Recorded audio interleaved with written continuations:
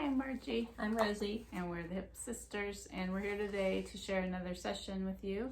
So this session that Rosie's going to be sharing that she had was about a lifetime as an orb. So I think you'll find this interesting and different, than a lot of times when we're doing past life regression, we think of a lifetime as a person or and even an animal, but sometimes you can be non-physical things too. So that's kind of a fun way to experience the quantum healing sessions. All right, so it's story time. Relax, kick back, and this will be a little insight on what it's like to be an orb of light. Okay. So initially when the session began, we take an assessment of what's around you, what's the environment like. So I could tell that I was a non-physical being and that there were others around me, and that we were all in the middle of space and that we were just floating around. We were this lavender bluish color with a human-like outline, but we were energy versus physical. And the other non-physical beings were there to greet me. There's a couple interesting things about this right away. During the induction, which is the you're getting sleepy part, not that we say that, but there was a guide that showed up and was there during that entire induction and brought me to this space. But I'll touch on that. I want to ask a question real quick because a lot of times when you're doing, you're facilitating a session for someone or they're having a session and you're trying to anchor them into the scene of, what is it that they're experiencing.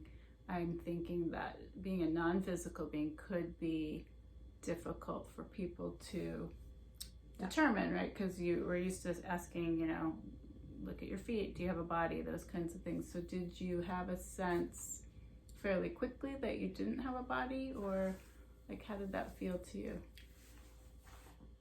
I think I had an advantage where we've done so many sessions and I've been non-physical beings, so I was comfortable with that and could identify that pretty quickly. But I do remember when that first started happening, and I would say I appreciate that you wouldn't ask me too many questions about the body when I wasn't sure.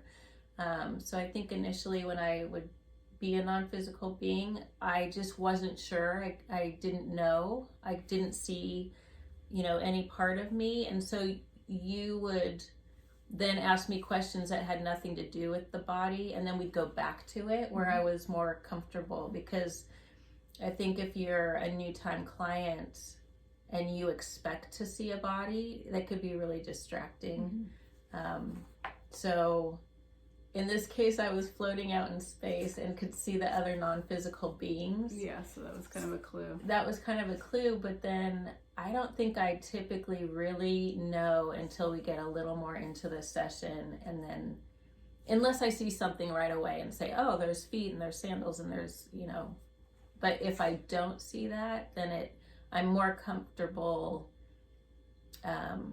noting that later. There was one where I wasn't sure, and then suddenly I was floating up above the trees. So then I went back and thought, I have to be a non-physical being then, and then I started getting more information about that. But sometimes you don't always know right away. Yeah, exactly.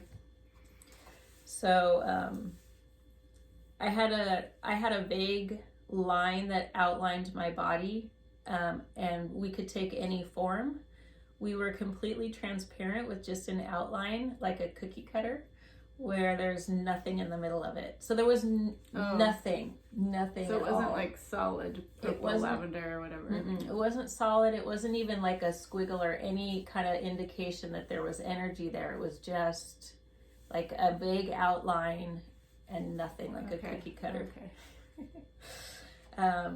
The others showed up with a human outline as something familiar to me. So I could understand that they were individual beings.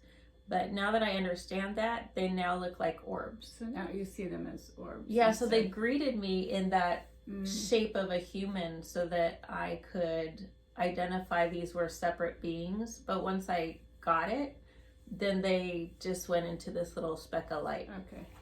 Okay.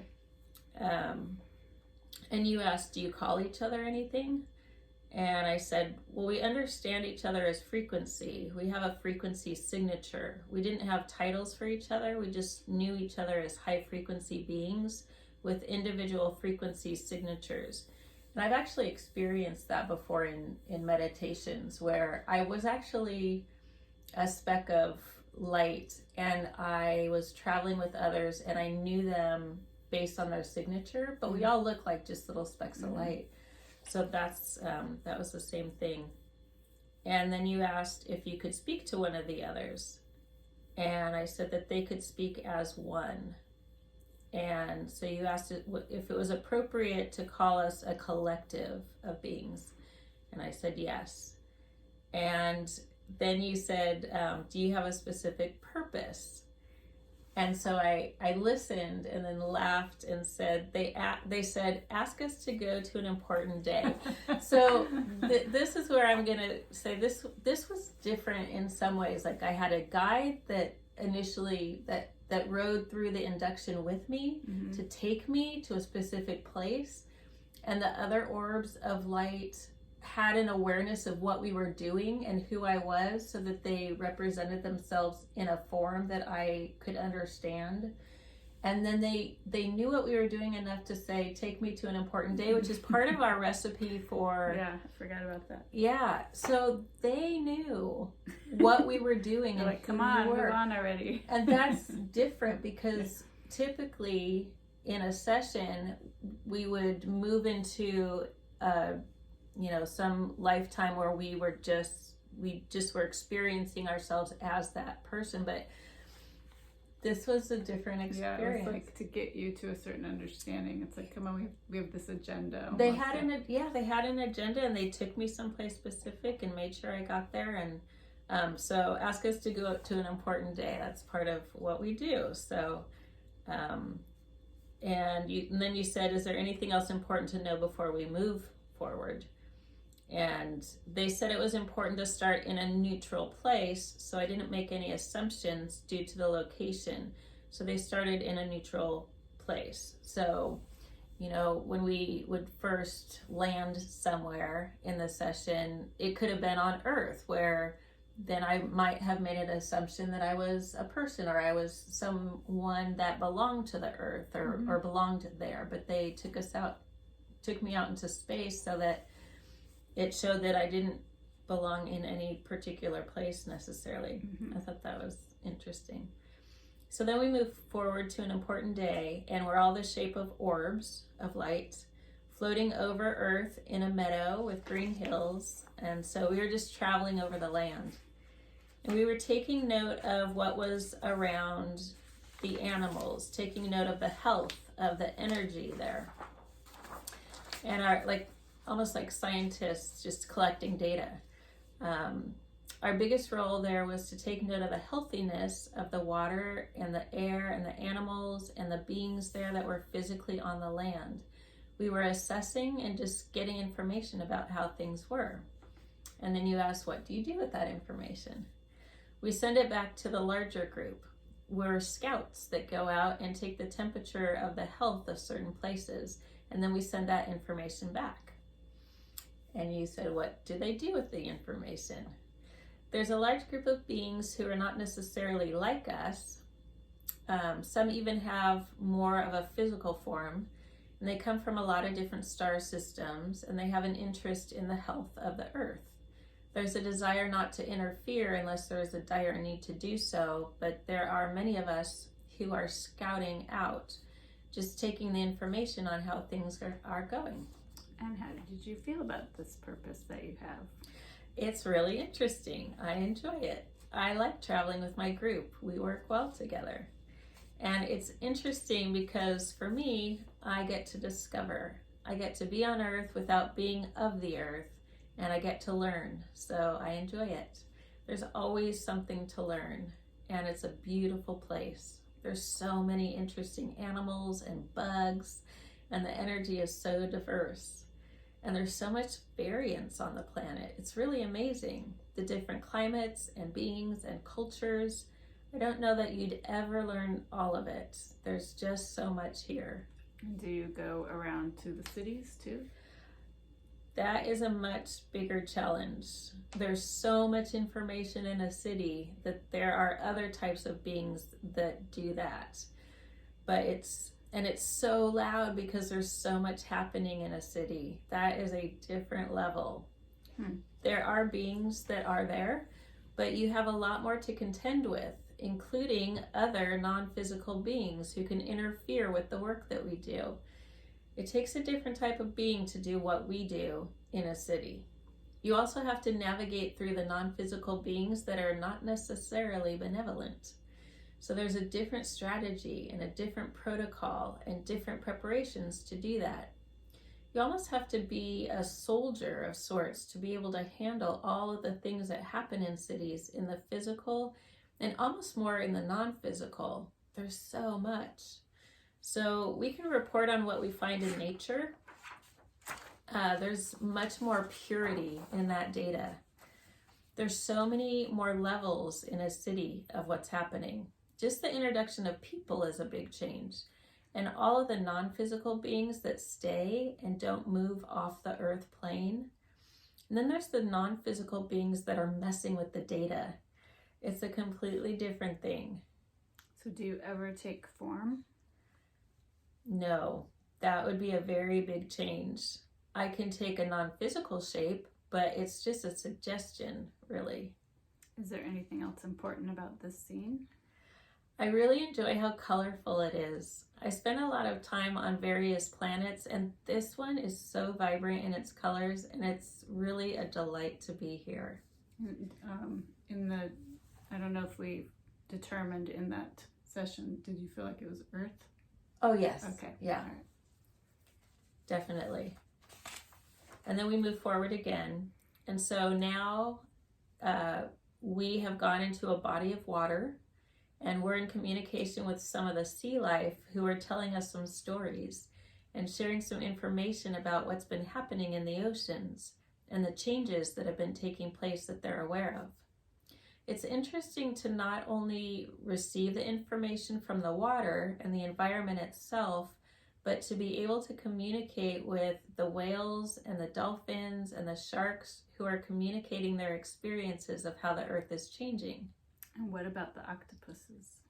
Oh yeah, they're so funny. They remind me of us a little because they can change shapes. They're fun. We like the octopuses and the squids and the jellyfish. So when you're gathering information from the sea creatures, are you sending any information back to them? Like, is there communication? Well, yes. They know that we're communicating with them. It's like a conversation, sharing information telepathically, but it's actually a little deeper than that. It's sharing knowings or downloads. It's hard to explain. It's sharing what I know, and they share what they know with me, and we just know. It's not so much a language. So it's not words. It's more, here's what I know. Mm-hmm. And then they give me what they have know. access to you. Yes. And all that you know, and you have access to them. Yeah, and it's not words. It's the understandings of things. And so do you have regular communication with them? Are they sometimes expecting you, or do you just happen to be around? They are familiar with us and beings like us, and we've been in communication with them for eons. It's very natural and familiar for them to communicate with us. So it's a regular thing that we do. Exchange. Yeah. And so what's important that we know about the information from the ocean and the creatures of the ocean? Well, so much is happening at all times on the earth, and it's always been that way. So for those we communicate within the oceans and some of the other mammals on the land, Earth has always had scouts of different sorts to check in and see how things are going. Earth is a pretty fascinating place. There's so much happening on it. A lot of diversity, and it's incredibly dynamic and fairly unique in the forgetfulness of humans, which has really changed things. There are other planets that are similar to Earth with human-like beings on it, but they have much more awareness, so it's very different. There's an awareness that they're part of a much bigger solar system and galaxy and universe, and they're aware of who they are and that there are other beings about. The Earthlings, they're awakening to it, so it's a really dynamic time. It's like a child learning to play an instrument, and it sounds like there's a lot of discord. So as the humans will be awakening, they'll be going through this process that will sound like that child playing the instrument. And slowly over time, it gets more and more lyrical, but it's a process. And so right now it sounds terrible, but it actually sounds better than it used to. But the more the light workers are awakening to who they are, the sweeter the sounds.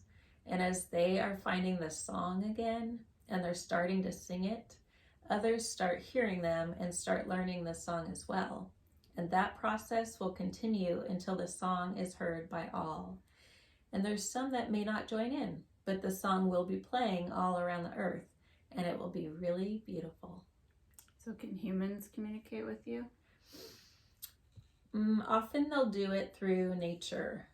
I would say if there's someone who is in tune with nature, then they're picking up our signal as well, because nature is open to us. And it's as if nature is the channel that the humans can pick up on.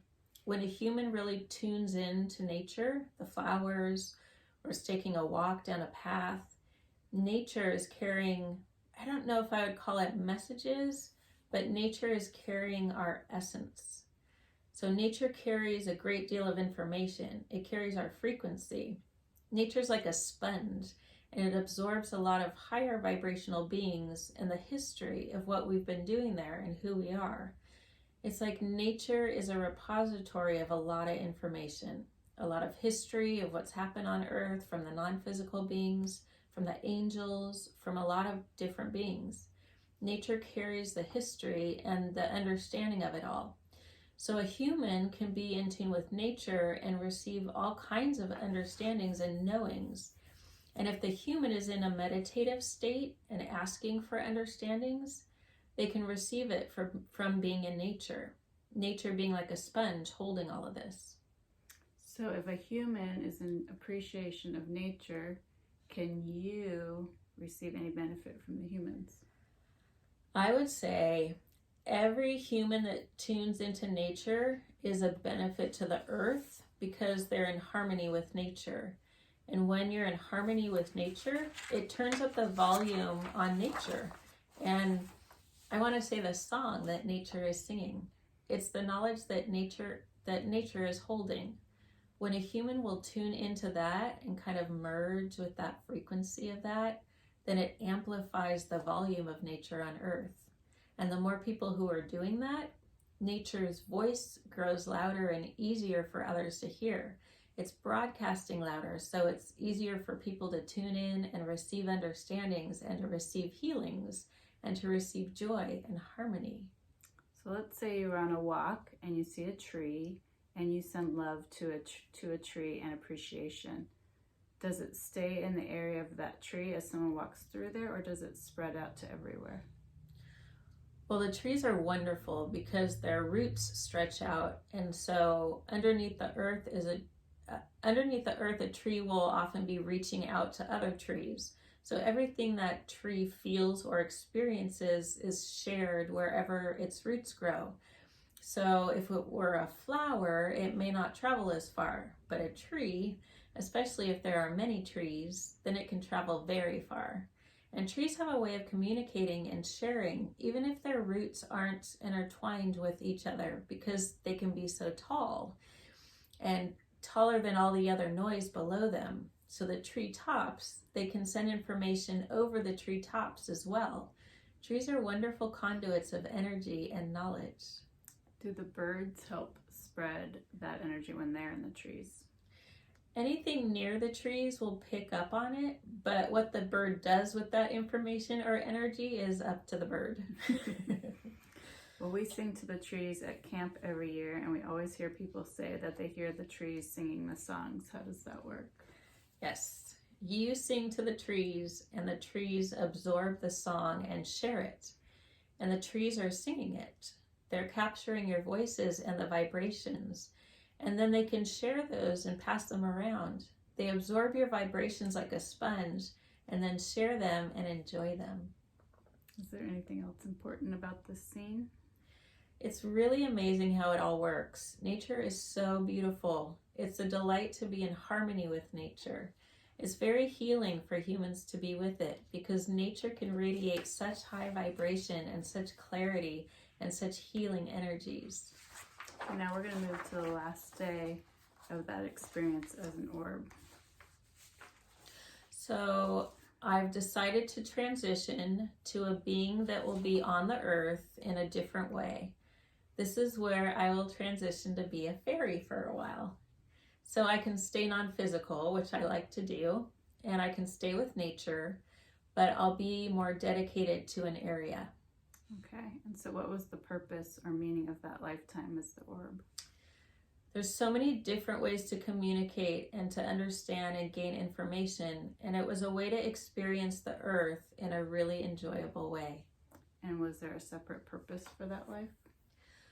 Well, every experience has a purpose to help you expand your understanding of things. So I was able to expand my understanding of how to communicate with physical things that don't move around like we do.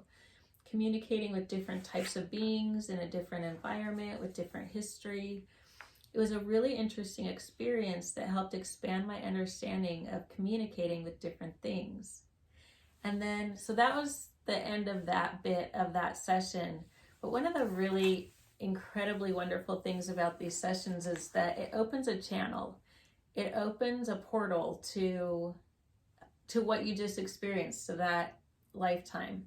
And so, especially for the next couple days after a session, and you can receive spontaneous additional information, or you can ask questions just in your mind and receive more understandings of what that was. So I don't remember if it was spontaneous, but I was thinking about being an orb, and I was shown that these are like the orbs that create the crop circles. Mm-hmm. And so they were very similar orbs, but that was their purpose, was to, and people have seen orbs do this. They, like, this spark of light will come in and then just, a few seconds zap the ground, and then you've got this beautiful, flawless crop circle.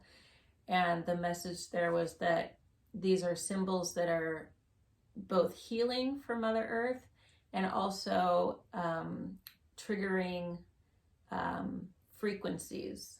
Like they're emitting frequencies. Or activating Okay. frequencies. Okay. Activating. So that was really interesting. Nice.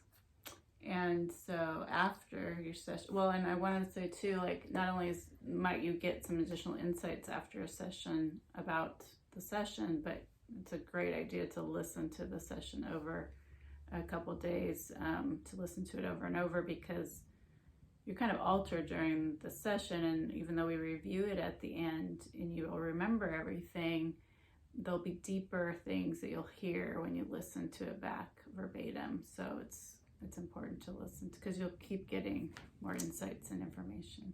In fact, this session was months ago, and when I was writing this out yesterday, Yeah.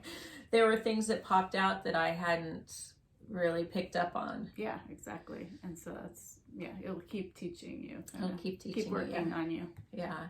And so since then, how has this awareness of the lifetime as an orb affected you or influenced you? Or Well, it's funny that this is the one that popped up for me to transcribe, because lately I've been getting visuals, messages, promptings to turn up the volume on my awareness of nature and kind of quiet the news and the things that are happening, because there's so much happening on the earth right now. And so that message of turn up the volume on nature, like put your attention more on it and, be out in it more, the experience of this, I'm feeling into it more because now I know what this felt like to be an orb. I feel like I can understand what it means to be out in nature and to be tuned into it in ways that I didn't before. Yeah, that's a good way to say it, because I think that's kind of true for most sessions, is whatever lifetime you're experiencing, you kind of feel what that felt like, and you actually come back with the memory in your body of what that felt like. So it could be anything. It could be like, if you wanted to feel like, what does it feel like to be loved? Well, you might have a lifetime show up where you get to feel that, and like you actually feel that, like, and know what that feels like now. So then it's easier for you to align with that feeling. So kind of like you're saying. Exactly. Yeah. Because I honestly was more of a city girl growing up. I didn't really ever tune into nature. That's a more recent thing for me to do. And so I don't have that background really in this lifetime on what that means and how to do it. And so this helped me awaken that feeling. So now and it helps me also be able to think of myself as belonging in a nature setting, where instead of a visitor. Yeah, because you've had a few different jobs of taking care of the earth that you're aware of. That and the fairy one, which we'll do something on that. But right, it helps me feel like, well, I belong here in nature. This is comfortable. This is familiar. It feels good. I feel in harmony with it. Now I know how that feels, so it's easier. Yeah. Nice. Well, I guess our parting advice is go get in tune with nature and spend some time outside, or even if it's too cold this winter here when we're recording this, go just look out a window at something beautiful and appreciate it, and be well. Be well.